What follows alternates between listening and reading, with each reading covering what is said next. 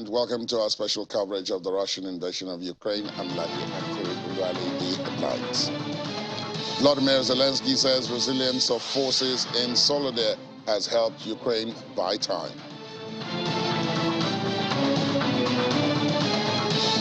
German Chancellor Olaf Scholz says Berlin will not go it alone as pressure mounts to supply Kyiv with tanks.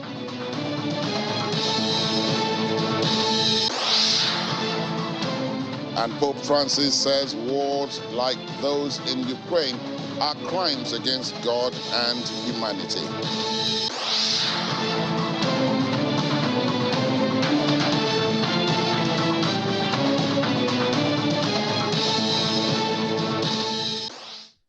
Ukrainian President Volodymyr Zelensky says the resilience of Ukraine's forces fighting off waves of attacks in the eastern region of Donbass had helped the country buy time and gain strength.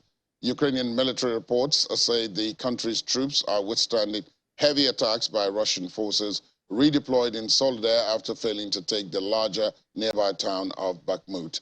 Mr. Zelensky did not spell out what he meant by gaining time and strength, but Ukrainian officials and senior officers have warned that Russia is planning a new major offensive in the coming days. The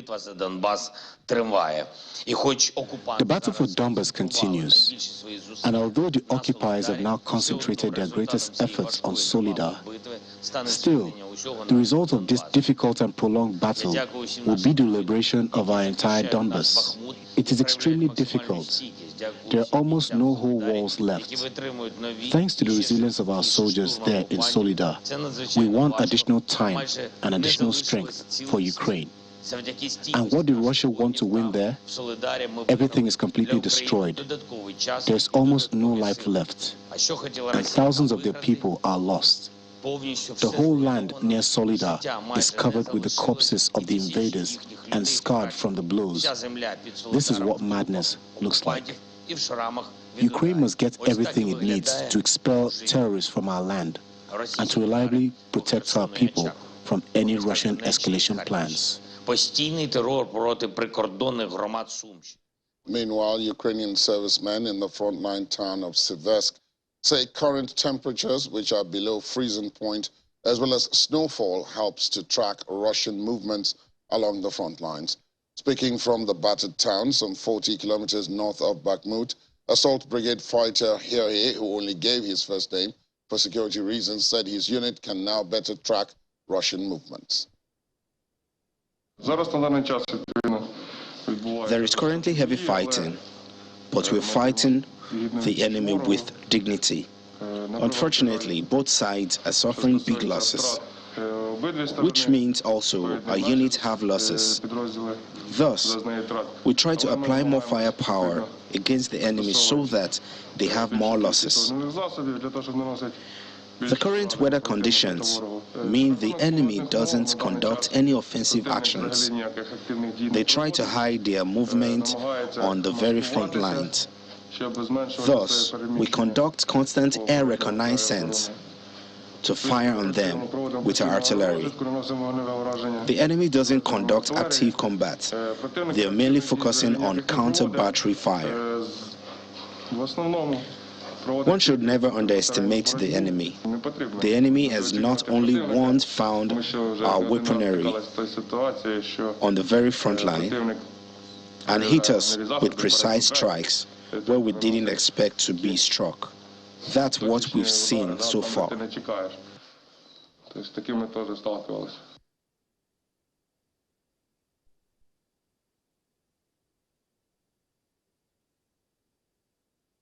Drone footage shows the extent of damage at a market in the village of Shevchenkov in the Kyiv region. A Russian missile strike killed 2 women and wounded 4 others, including a 10-year-old girl. Rescue workers sifted through piles of rubble, overturned burnt-out stalls, and destroyed shops. According to Kyiv region police experts, the S-300 missiles launched from Russia's Belgorod region left a large crater in the middle of the village marketplace. Meanwhile, Kherson authorities posted a video showing what appears to be a covered body and damaged pavement in the aftermath of shelling. In an accompanying message, the Kherson Regional State Administration wrote that one person had died after the Russian shelling of a residential block on the city, while Ukrainian President Volodymyr Zelensky issued a fresh denunciation of what he said was Russia's failure to observe a truce it had proclaimed for Orthodox Christmas by staging attacks on Ukrainian cities. And officials have said it was a 60-year-old woman who was killed in a Russian missile strike on a market in the village of Shevchenkov in eastern Ukraine. Several other people were wounded in the attack. Ole Sihanobov, governor of the Kyiv region, wrote in Telegram that unfortunately a 60-year-old woman has died, adding that all other victims were hospitalized and doctors are helping them as rescue workers continue to clear the debris. Andriy Yermak, head of the presidential administration, also said one person had been killed and posted a photograph of the market in flames on Telegram. Criticizing Russia over the attack, he wrote, quote, "common terrorists." But the reports and images of the attack have not been independently verified. And Pope Francis has said wars like the one in Ukraine, where civilian areas are subjected to what he called indiscriminate destruction, are a crime against God and humanity. Pope Francis made his remarks in his yearly speech to diplomats accredited to the Vatican, an overview of the world situation which has come to be known informally as his State of the World address. The Pope spoke of the war in Ukraine with its wake of death and destruction, with its attacks on civil infrastructure that caused lives to be lost, not only from gunfire and acts of violence, but also from hunger and freezing cold.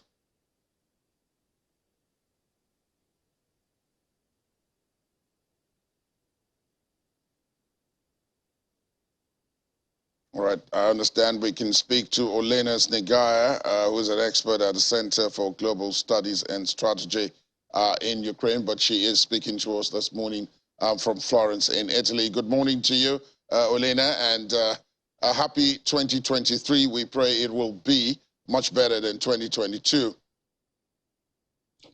Good morning. Thank you for inviting, and wish you also many happy returns in this year, and hope this year will be better for all of us. Indeed.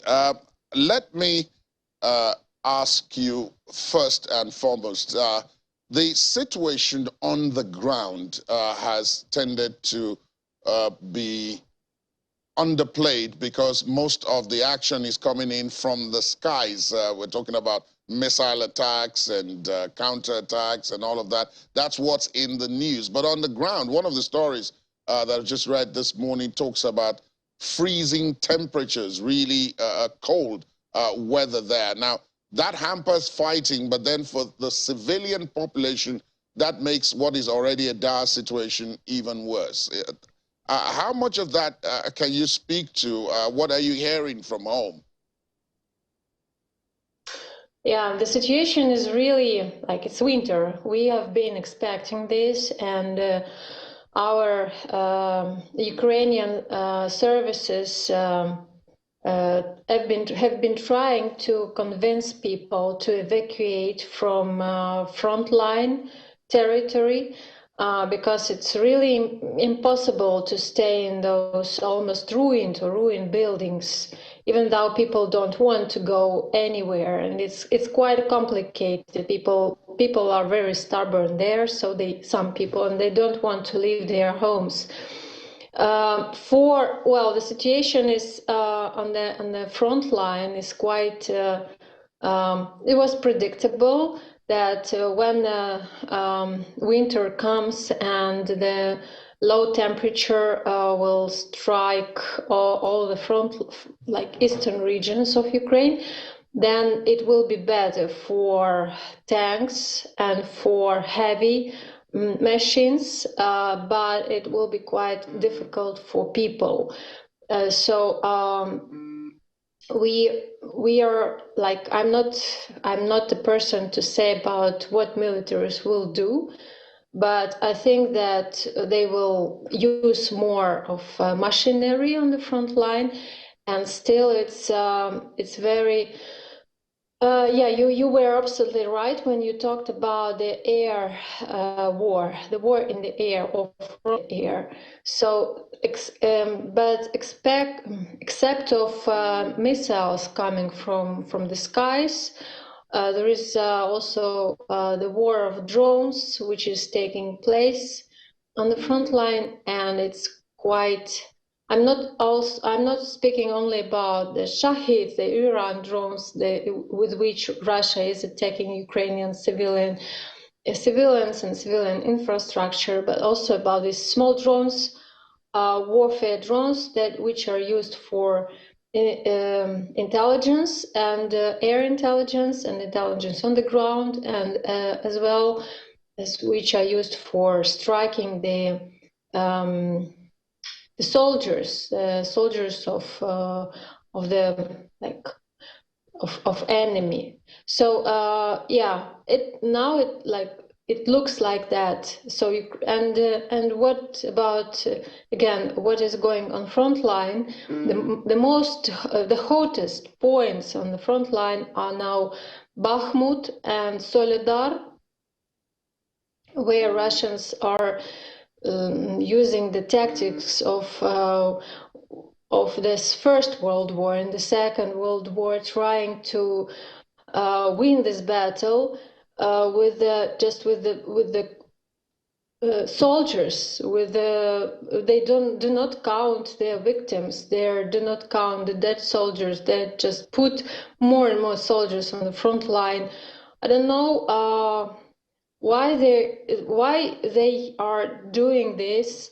We suppose that maybe the value of life is such low among Russian soldiers that they just don't count their dead fellows. But our soldiers, Ukrainian soldiers, are quite amazed, and they're of course also stressed because they just have to kill as much enemies as they can. Indeed. So, let me interrupt you and ask this though, because you mentioned machinery. If we're able to look at some of the visuals of some of the conflict, and I know that my producers will put that on the screen momentarily, some of the machinery there and what Ukraine has been asking for essentially are tanks and fighting vehicles, which more sophisticated armies have and which they're able to use in spite of whatever the weather may be. And therefore, I want to ask, do you believe now that it does appear as if Ukraine is going to be getting some of these fighting vehicles? The United States, France, and so on have promised to supply these vehicles, these fighting vehicles. In fact, pressure is on Germany now to also join in supplying battle tanks to Ukraine. Do you think this might provide the country with a major advantage over the Russians and possibly make it possible for both sides to come and discuss on the negotiating table, perhaps? Yeah, Ukrainian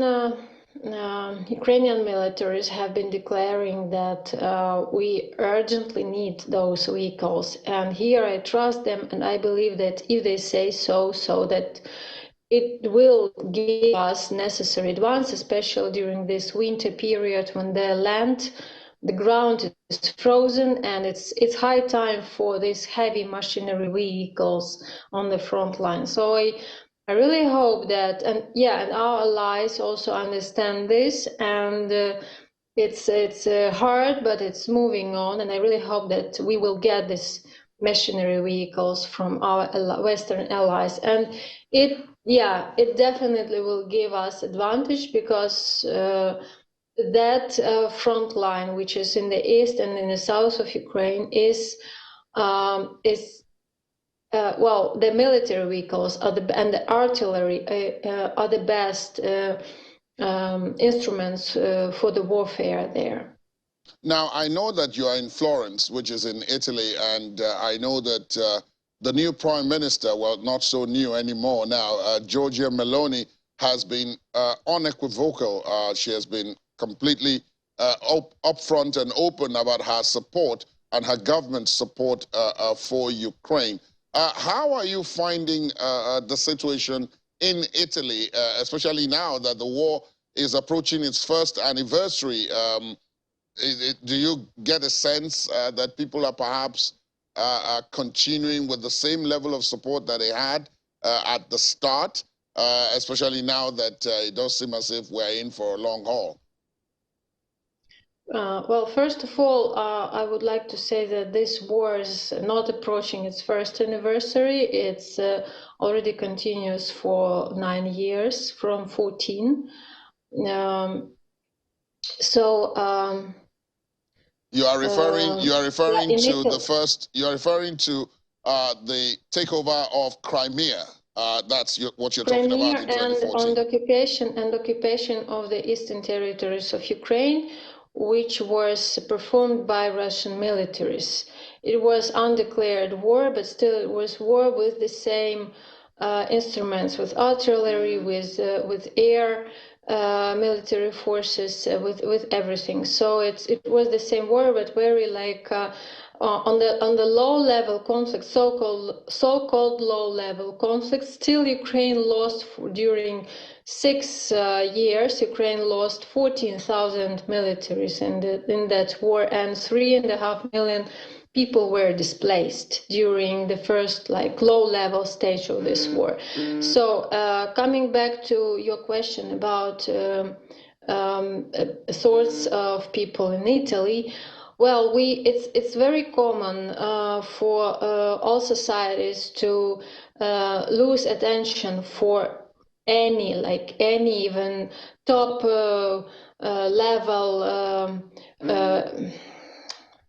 news, from different countries, but still, what we see that is that support is still great, because understanding of the situation is also substantial on the high level, and people, especially politicians, and especially militaries, and especially those who are from the intelligence, who get the biggest, the most wide range of information, they really understand and they see situation, and they're really, I wouldn't say scared, but they're very much worried about what is going on, and they're totally aware of that, of the fact that Ukraine must win in this war, because it's not only about Ukraine and about territories and about Ukrainian people, but it's about the rule of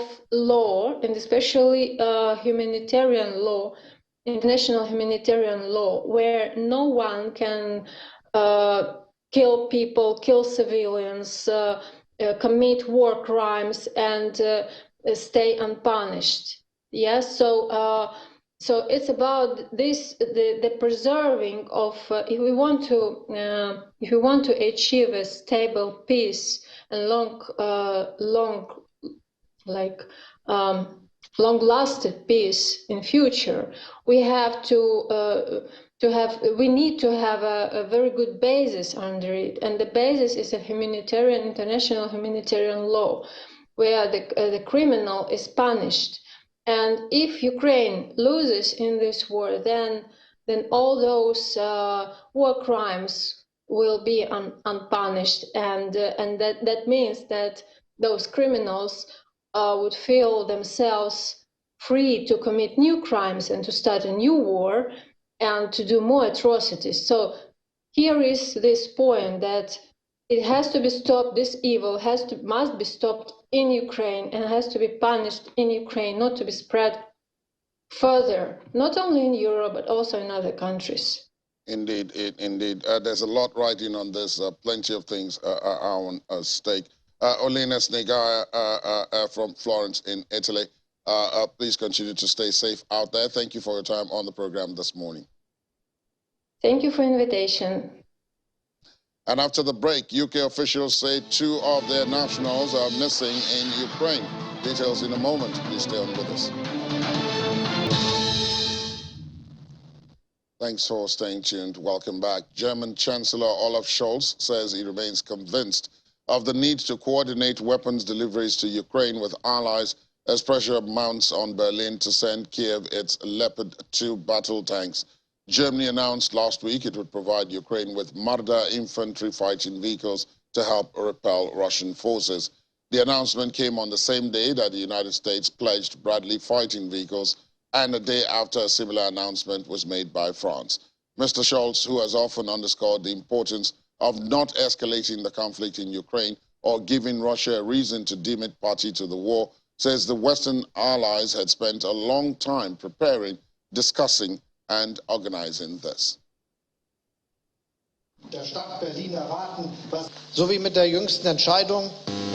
As with the recent decision I made with US President Biden to supply Bradleys and Marders, and this is not a coincidence, but it's not the first time, I've also decided with the American President and the British Prime Minister that we contribute with multiple pocket launchers, quite heavy weapons to support the defense of Ukraine. I would like to make it quite clear that we'll continue to pursue it in the coming days, weeks and months. Germany will not go it alone. Germany will always remain united with its friends and allies, and especially with our transatlantic partner, the United States of America. Anything else would be irresponsible in such a dangerous situation. Everyone can be sure that it will not be the public agitation that leads us, but what is right and good for Ukraine and peace in Europe. I did talk to Putin at that long table before the war. Later, on the phone again and again for many hours, and I expressly say that I will continue to do so. Because no matter how bad things are, not talking to each other, even if you have completely different opinions, that would be a bad mistake. Alles andere wäre unverantwortlich in einer so gefährlichen Situation. In another development, 2 British nationals have gone missing in the eastern Donetsk region of Ukraine. According to the Ukrainian police, 48-year-old Andrew Bagshaw and 28-year-old Christopher Parry were doing voluntary work and were last seen on Friday heading to the town of Solidar, where fighting has been intense. Mr. Bagshaw's parents said they were immensely proud of all the work their son had been doing and that they loved him dearly. While Mr. Parry from Truro in Cornwall traveled to Ukraine to do humanitarian work and had most recently been helping people evacuate Bakhmut in the eastern Donbass region. Mr. Parry had written in his online crowdfunding page about raising money for vehicle repairs, fuel, and equipment to help evacuate civilians, and gave examples of helping children and families to flee the front lines. There's been no contact with the two since Friday, and the Foreign Office said it was supporting their families. And Taiwan's defense ministry said China has sent 28 warplanes across the median line of the Taiwan Strait over the weekend as Beijing conducted its first large-scale military exercises around the island this year. The ministry said the 28 aircraft of the People's Liberation Army were among 57 in all spotted near Taiwan, and an early warning and reconnaissance aircraft was amongst them. The ministry added that Taiwan tasked aircraft, naval vessels, and land-based missile systems to respond to the Chinese activities. A statement from the PLA's Eastern Theater Command said its forces engaged in combat drills around Taiwan. But according to Taiwan's defense ministry, the combat exercise follows a similar one on December 25th, in which the Liberation Army sent 47 aircraft across the median line of the Taiwan Strait out of a total of 71 that were spotted around the island. And China's foreign minister, the new one, King Gang, is starting his term with a week-long trip to 5 African countries, and that's according to its foreign ministry. A spokesperson, Wang Wenbin, said at a daily media briefing that Mr. King, who until recently was China's ambassador to the United States, will visit Ethiopia, Gabon, Angola, Benin, and Egypt from January 9th to 16th. In Egypt, Mr. Kane will meet with the Secretary General of the Arab League. The new foreign minister is following in the footsteps of his predecessors, who have for more than 30 years started each year with a trip to Africa. 56-year-old King Gang was appointed foreign minister on December the 30th, and he succeeded Mr. Wang Yi, who has replaced Yang Jiechi as the government's top foreign policy official. And Sweden's government says it is taking steps to reintroduce conscription of civilians for its emergency services in the latest move by the Nordic nation to shore up its defense capabilities since Russia invaded Ukraine. Prime Minister Ulf Christensen said that the civil service will start preparations for the move this week. Mr. Christensen said at a news conference alongside Defense Minister Paul Janssen and Civil Defense Minister Carl Oscar Bolling, quote, "We're going back to a situation where we have a formalized civil duty." Mr. Bolling said the scheme will focus on deploying appropriately trained civilians within the municipal rescue services and bolstering their capabilities to respond in a state of emergency or to any potential attack. He said the government is engaged in broader work concerning the possibility of reintroducing civil conscription, which in effect is the civilian equivalent of military conscription in other parts of the country's civil defense infrastructure as well. Let's talk to Head of Department of History and Strategic Studies at the University of Lagos, Professor David Aworawo, who joins us virtually this morning. Good morning, Prof, and a Happy New Year to you. Thank you. Good morning, Ladi. It's nice to be here. Let me begin with this Chinese foreign minister's visit to Africa. Given the history, I mean, the story is that over the last 30 years or so, every foreign minister of China has always begun their term in office with a visit to Africa. Why do you think Africa is so important to China? We don't have very powerful militaries. We don't have too many advanced economies here. So why is Africa so important to China, especially in the context of what is happening currently that the war in Ukraine has spawned?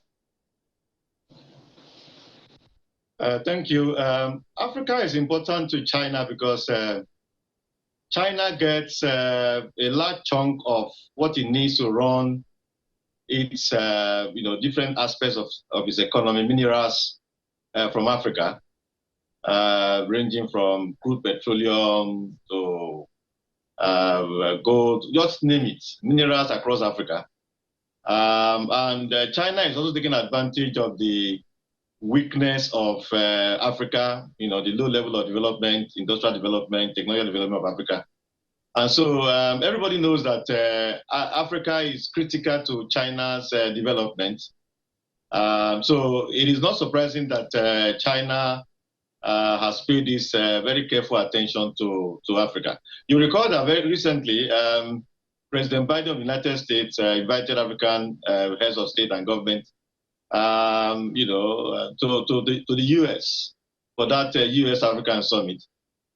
We all know that China's growing influence in Africa is one reason why the U.S. government decided to do what it did a couple of weeks ago. So Africa is critical to China's development, economic, military, and otherwise. And so it is not surprising. Of course, Africa is a place where China is able to easily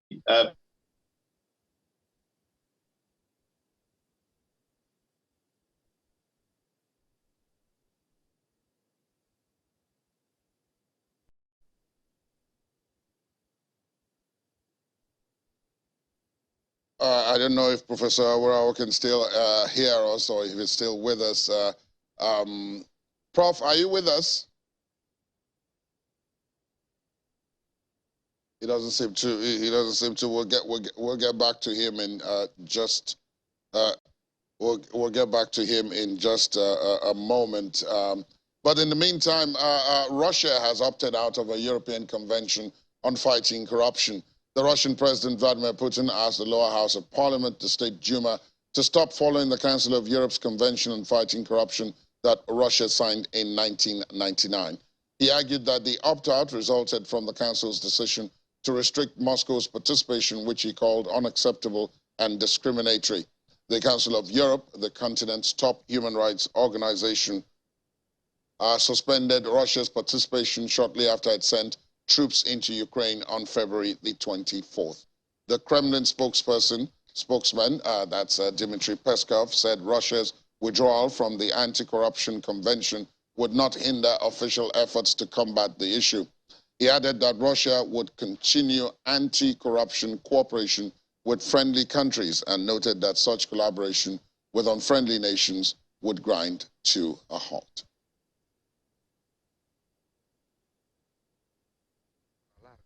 Abbiamo portato a compimento, secondo anche le indicazioni che venivano dalla Commissione comunitaria, intorno a 5 grandi sfide, innanzitutto quella tecnologica.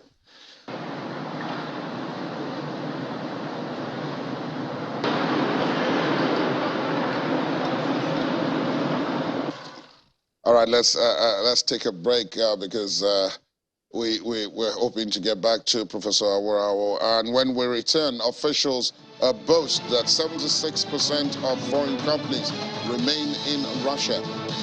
Stay with us.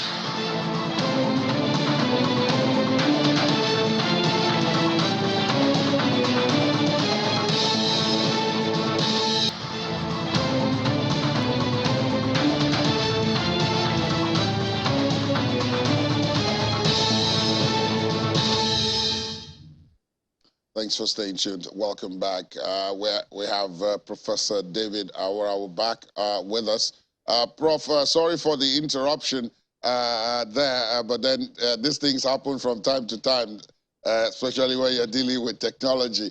But let me then come to this conflict itself and ask you why does everyone, before we had the interruption, you were talking about, the Chinese and then the Americans. I know that during the course of last year too, the Russians were in Africa, and then the Ukrainians too made their own presence felt and so on. Why is, in your view, I don't know if there's a historical perspective to this or not, but why is Africa, I don't want to use the word suddenly, but why is Africa important to all these combatants, if you like, at this point? Yeah, Africa is important because, one, African countries are many, 54 of them, and the African countries tend to toe a particular line. The United Nations, at least for so many years, African countries try to, in the spirit of Pan-Africanism, aggregate their interests and present, point of view at the United Nations. So these countries recognize that, and they try to woo Africa, if you like, such that when issues concerning global development, global politics, and a war like this, are discussed at the United Nations, they can get as many African countries as possible to support, their point of view there. Of course, the point I was making before regarding Africa's, resources. Resources from Africa are critical to development of several countries across the world, and these countries are conscious of that, which is why, even though Africa has not developed as much as we want it to be, those resources make Africa important, and makes all these countries to be interested in maintaining close relationship with Africa. So we have had different stages of scramble for Africa, if you like. We had the initial ones in the 15th century, and then we have the slave trade era where Africans were taken away to work and develop other parts of the world.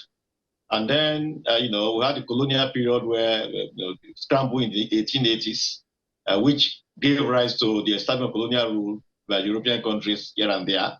And then, at the end of colonial rule in the late 50s, early 60s, even though African states are independent, we have the phenomenon of neo-colonialism.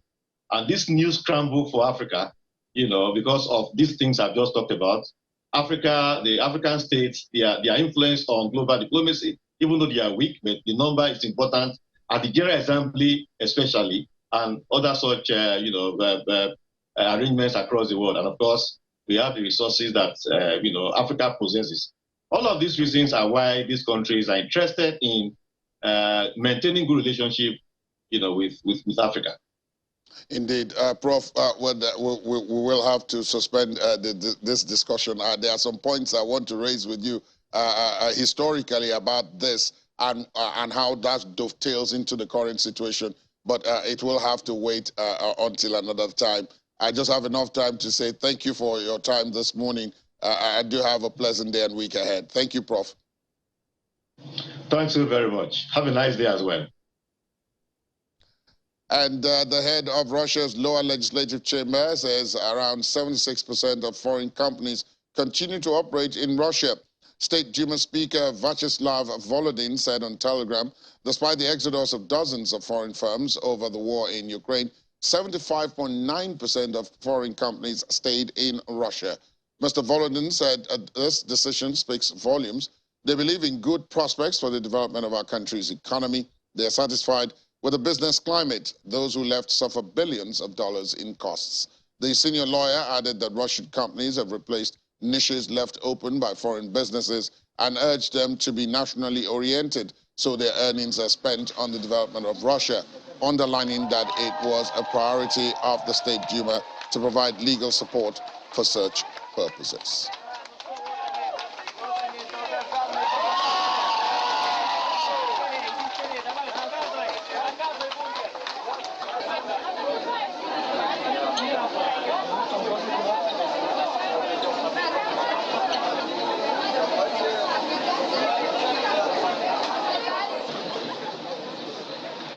All right, remember those scenes near the start of the war when McDonald's left Russia? Well, McDonald's left, but according to this Duma speaker, about 3/4 of the companies that were in Russia before the war remained. Ini John McWat joins me. Ini, this is no surprise to you. Yes, no, it's not. Remember when we talked about a month or two ago when the ruble gained well. Indeed. Because it was tax-paying period, because those foreign companies were made to change their monies into rubles so to pay their taxes. To pay their taxes. So that is one evidence that about 75% of those companies still remain, and it's one of the strategy that's why every day we're talking about when we come to this show. When I come on this show, we talk more about Russia than Ukraine. Because yes. They are doing a lot more to shore up and sustain their economy. A whole lot more. And one of those things is small and medium enterprise. I have it here. That they've received Economic Development Ministry subsidies to cover the costs, some of their costs. Yes. That's those who stayed back exactly. in Russia. No, this is actually the indigens. The companies which are owned by Russia. By Russia, small and medium enterprises. So, unfortunately, back here in Nigeria, we pay subsidy on consumption. We're talking about petrol subsidy and all of that, which is why it's not sustainable. Now, they are paying subsidy to small and medium enterprises. So what that means is that they are subsidizing production, because those companies find you have to qualify for that subsidy. That means Indeed. You have to keep your books, your work has to be going on well, and they've spent about 420 million rubles, to pay this subsidy. So what it means is then young people or even older people have the motivation to go into business, knowing that there's subsidy that will come to help them stay in business, to help them create employment, to help them get their raw materials and even the machines that they need. So this is one of the reasons why, in spite of the sanctions, we still see the Russian economy, good figures coming from them, the ruble doing well. I can't help but see where you're going with this, because the Central Bank of Russia is coming up with all kinds of schemes. This one now, we have a digital currency for cross-border settlements. Yeah, because, if you guys want to take away your dollar, you don't want us to interact with our friendly countries, we will find a way around it. That's what they're trying to say with this CBDC digital currency. That's our own equivalent of our own e-naira. Yes. Okay. So they now they're building a platform, trying to build in the agreements and condition that will allow them to interact with other countries so they can do the cross-border trade and services without having to resort to